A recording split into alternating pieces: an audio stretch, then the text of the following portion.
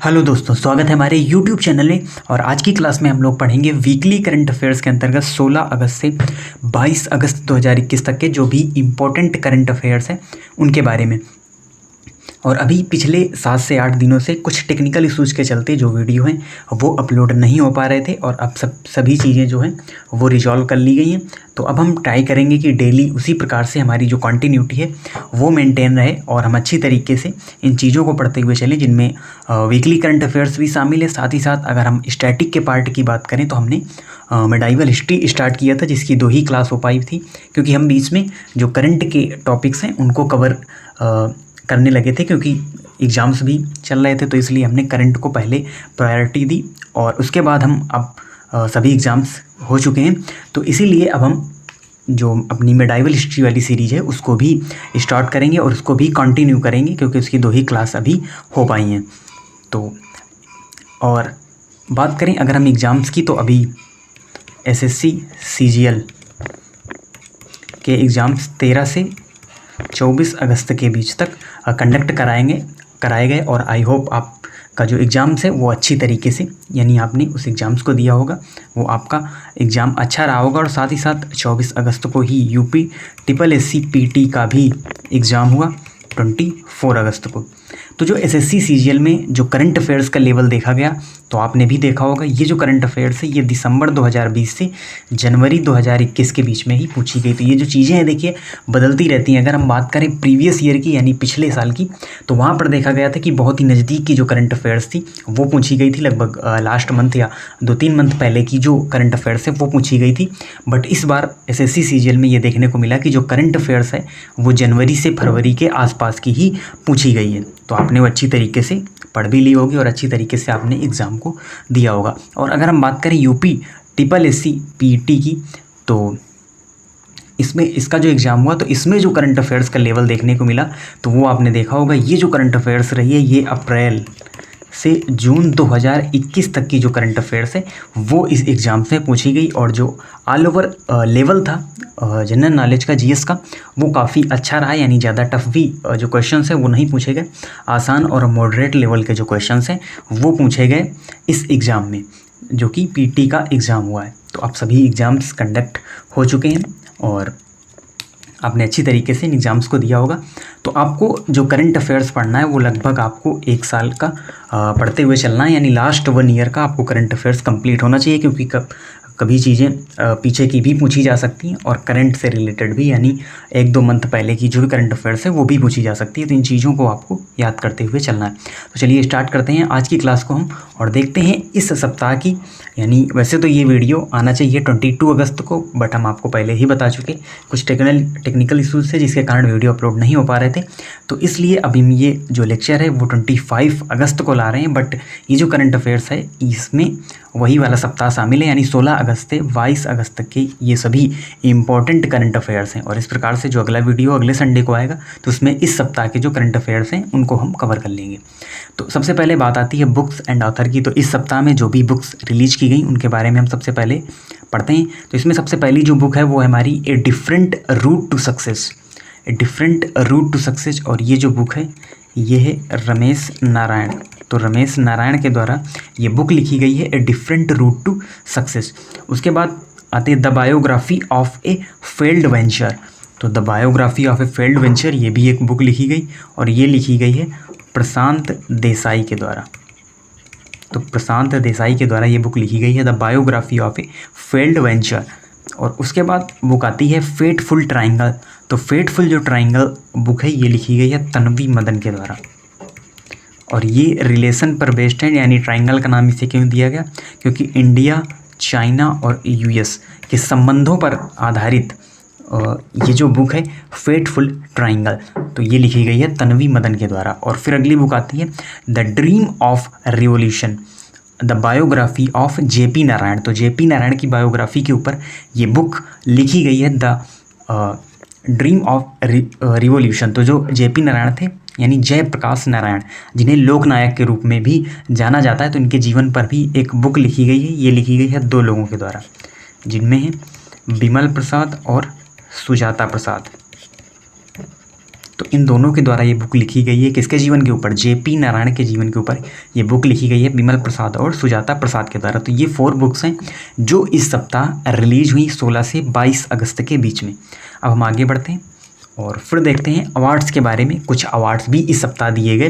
तो अभी पिछले सप्ताह ही हमने देखा था हमारे देश का स्वतंत्रता दिवस मनाया गया, यानी 15 अगस्त जो इंडिपेंडेंस डे होता है, और उसी दिन कुछ यानी कि युद्ध क्षेत्र से रिलेटेड यानी शांति के समय दिए जाने वाले कुछ अवार्ड हैं, वीरता पुरस्कार हैं, उनको भी दिया गया। तो देखिए अशोक चक्र इस बार किसे दिया गया? तो अशोक चक्र दिया गया बाबूराम को, जो कि जम्मू एंड कश्मीर से रिलेटेड हैं। और उसके बाद अगर हम बात करें कीर्ति चक्र की, तो देखिए अशोक चक्र, शौर्य चक्र और कीर्ति चक्र, ये 3 जो प्राइज हैं ये दिए जाते हैं शांति के समय। और युद्ध के समय कौन कौन से दिए जाते हैं? परमवीर चक्र, महावीर चक्र और वीर चक्र। ये 3 जो पुरस्कार हैं ये वॉर टाइम अवार्ड हैं, गैलेंट्री अवार्ड हैं। और ये जो 3 अवार्ड हैं अशोक चक्र, शौर्य चक्र और कीर्ति चक्र, ये दिए जाते हैं शांति के समय, यानी जब युद्ध ना चल रहा हो तब वीरता के लिए दिए जाने वाले ये पुरस्कार हैं। तो जो कीर्ति चक्र है वो दिया गया ये दिया गया अल्ताफ़ हसन भट्ट को। अल्ताफ़ हसन भट्ट को ये प्राइज़ दिया गया और ये भी जम्मू कश्मीर के हैं। और इन दोनों लोगों को मरणोपरांत ये प्राइज़ दिया गया क्योंकि इन्होंने वीरता दिखाते हुए ये शहीद हुए थे, बाबूराम और अल्ताफ़ हसन भट्ट। तो इसीलिए इनको अशोक चक्र और कीर्ति चक्र से सम्मानित किया गया। उसके बाद आता है कांग्रेसनल गोल्ड मेडल। तो जो कांग्रेसनल गोल्ड मेडल है ये अवार्ड कहाँ का है? तो ये यूएसए का सम्मान है और ये अभी दिया गया है मरणोपरांत महात्मा गांधी को यूएसए के कांग्रेसनल गोल्ड मेडल से सम्मानित किया गया है। उसके बाद आता है राष्ट्रीय युवा पुरस्कार। तो जो राष्ट्रीय युवा पुरस्कार है ये दिया गया है मोहम्मद आजम को। तो मोहम्मद आजम को ये प्राइज़ दिया गया है राष्ट्रीय युवा पुरस्कार। तो ये हमारे 4 प्राइज़ हैं जो इस सप्ताह दिए गए। और उसके साथ ही साथ हम देख लेते हैं Indian film festival of Melbourne 2021। तो ये फिल्म से रिलेटेड प्राइज़ हैं जो अभी दिए गए, रिसेंटली इस सप्ताह ही दिए गए। तो इनमें जो हम बात करते हैं, तो देखिए हम जब भी फिल्म फेस्टिवल के बारे में पढ़ते हैं यानी फिल्म से जुड़े कोई अगर हम अवार्ड्स के बारे में पढ़ते हैं तो उनमें हमको 3 ही चीज़ें मुख्यतः ध्यान रखनी होती हैं, जिनमें होती है सर्वश्रेष्ठ फिल्म, सर्वश्रेष्ठ अभिनेता और सर्वश्रेष्ठ अभिनेत्री। तो 3 चीज़ें ही मुख्यतः मेन होती है किसी भी फिल्म से रिलेटेड अवार्ड में। तो इस बार जो सर्वश्रेष्ठ फिल्म है इसका अवार्ड दिया गया है सोरराई पोटरू को। तो सोरराई पोटरू को ये सर्वश्रेष्ठ फिल्म का अवार्ड दिया गया है इस फिल्म फेस्टिवल में। और बात करें अगर हम सर्वश्रेष्ठ अभिनेता की, तो इसमें सूर्या शिव कुमार को ये सर्वश्रेष्ठ अभिनेता का पुरस्कार दिया गया। और बात करें अगर हम अभिनेत्री की, तो शेरनी के लिए अभिनेत्री विद्या बालन को सर्वश्रेष्ठ अभिनेत्री का पुरस्कार दिया गया इस फिल्म फेस्टिवल। और विद्या बालन से रिलेटेड ही एक क्वेश्चन अभी कल के एग्ज़ाम में पूछा गया, यानी पीईटी के एग्ज़ाम में पूछा गया है। आपने देखा भी होगा, अगर आपने सेकंड शिफ्ट में वो एग्ज़ाम दिया होगा तो विद्या बालन से रिलेटेड क्वेश्चन था अभी, यानी कि कश्मीर में किस फायरिंग रेंज का, यानी एक फायरिंग रेंज का नाम रखा गया था, वो किस बॉलीवुड अभिनेत्री के नाम पर रखा गया था। तो वो आपको ये भी याद रखना है, विद्या बालन के नाम पर कश्मीर में फायरिंग रेंज का नाम रखा गया।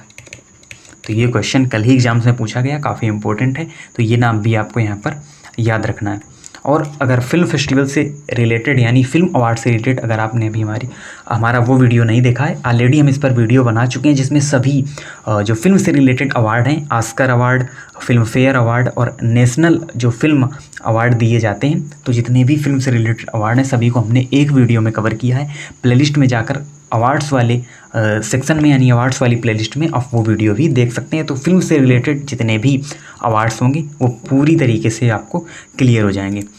तो अब हम बढ़ते हैं आगे और देखते हैं कुछ मेले एवं त्यौहार जो कि इस सप्ताह मनाए गए, तो उनके बारे में भी देख लेते हैं। देखिए सबसे पहला हिमालयन फिल्म फेस्टिवल अभी कहाँ पर मनाया गया, तो ये मनाया गया है लद्दाख में। लद्दाख जो कि एक यूनियन टेरिटरीज है इंडिया की, तो यहीं पर फर्स्ट हिमालयन फिल्म फेस्टिवल का आयोजन किया गया। उसके बाद आता है आदिपुरम त्यौहार। तो ये जो आदिपुरम त्यौहार है ये कहाँ मनाया गया, तो ये मनाया गया तमिलनाडु में। तो ये तमिलनाडु का एक त्यौहार है आदिपुरम त्यौहार। और उसके बाद आता है वांचुआ महोत्सव। तो ये जो वांचुआ महोत्सव है ये कहाँ मनाया गया? तो ये मनाया गया असम में, और ये मनाया जाता है असम में। एक जनजाति है तीवा जनजाति, उसी के द्वारा ये महोत्सव मनाया जाता है, वांचुआ महोत्सव। तो ये असम में मनाया जाता है। आदिपुरम त्यौहार ये तमिलनाडु में मनाया जाता है। और कल ही यानी त्योहारों से रिलेटेड भी काफ़ी इम्पोर्टेंट क्वेश्चंस हमारे एग्जाम से बनते हैं। और कल ही पीईटी की प्रथम शिफ्ट में यानी फर्स्ट शिफ्ट में क्वेश्चन पूछा गया था, ओणम फेस्टिवल किस राज्य में मनाया जाता है? तो इसका आंसर आपको याद रखना है, केरल में। तो ओणम जो फेस्टिवल है ये केरल में मनाया जाता है।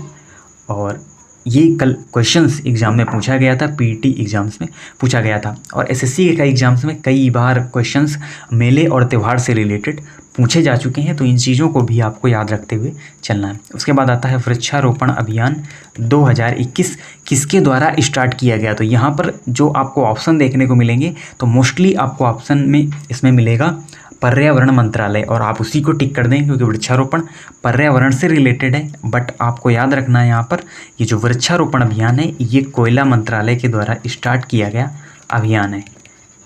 तो जब भी ऑप्शन आए तो आपको उनमें कंफ्यूज नहीं होना है, आपको वहाँ पर कोयला मंत्रालय ही टिक करना है। वृक्षारोपण अभियान कोयला मंत्रालय के द्वारा ही स्टार्ट किया गया। अब हम आगे बढ़ते हैं और देखते हैं कुछ मिलिट्री एक्सरसाइज के बारे में। तो कुछ युद्धाभ्यास हैं जो होते रहते हैं, और पिछले लेक्चर में भी हमने आपको बताया था कुछ मिलिट्री एक्सरसाइज के बारे में, और आज भी हम कुछ डिस्कस करने वाले हैं कुछ जो मिलिट्री एक्सरसाइज है उनके बारे में। तो सबसे पहले एक क्वेश्चन है जो कि ओल्ड क्वेश्चन है, ऑपरेशन ब्लू फ्रीडम किससे रिलेटेड है? तो ऑपरेशन ब्लू फ्रीडम का जो संबंध है ये सियाचिन ग्लेशियर है। सियाचिन ग्लेशियर पर ही ये जो ऑपरेशन है ये चलाया गया था ब्लू फ्रीडम, तो ये रिलेटेड है सियाचिन ग्लेशियर से।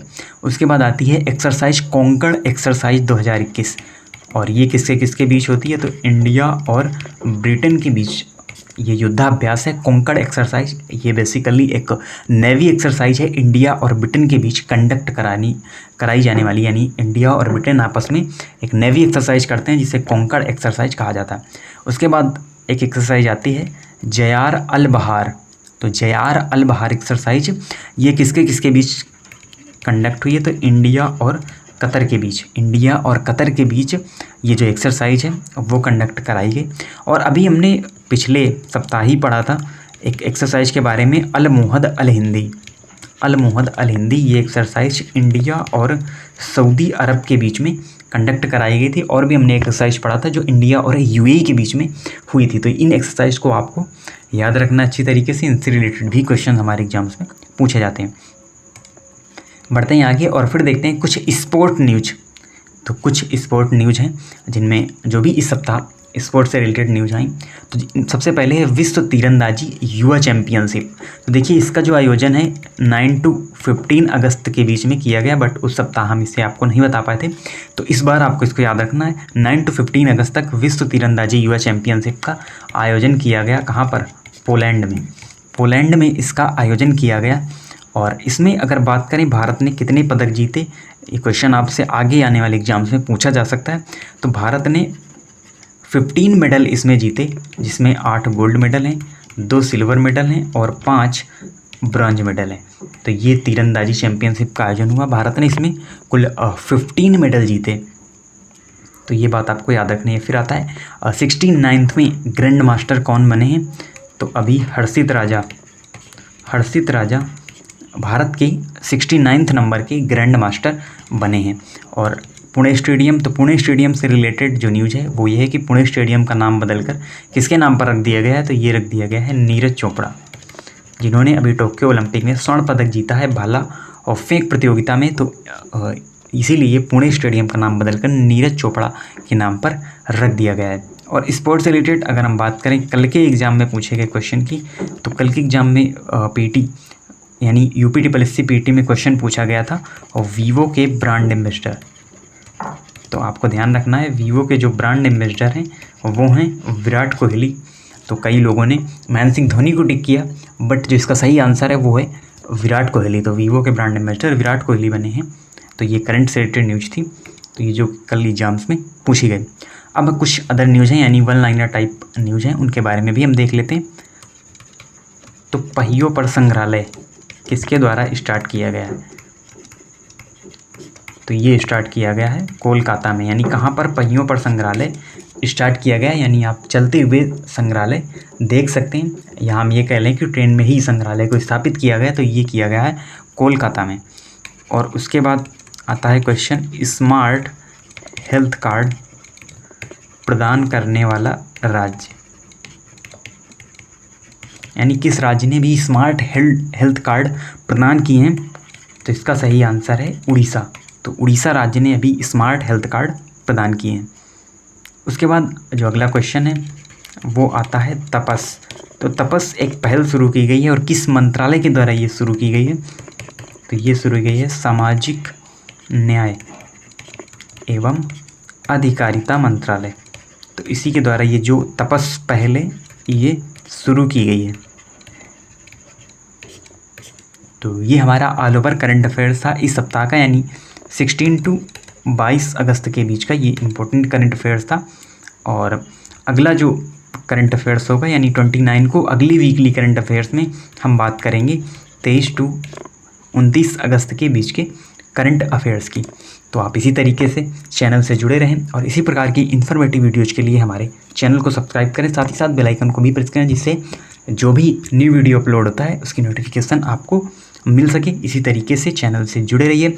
और जो मेडाइवल हिस्ट्री की सीरीज़ है वो भी हम जल्द ही स्टार्ट करेंगे, यानी 2 क्लासेज उसकी हो चुकी हैं और आगे की क्लासों को हम यहाँ पर यानी आगे की क्लासेज को हम कंटिन्यू करेंगे, क्योंकि मेडाइवल हिस्ट्री से भी कई सारे क्वेश्चन हमको कल की क्लास में देखने को मिले। तो सभी के बारे में हम बताएंगे, जो क्वेश्चन पहले पूछे भी गए हैं यूपी पीटी में हो या एसएससी में हो, तो उनको भी हम आपको बीच में बताते हुए चलेंगे। तो इसी तरीके से आप चैनल से जुड़े रहिए। मिलते हैं आपसे नेक्स्ट वीडियो में, तब तक के लिए धन्यवाद।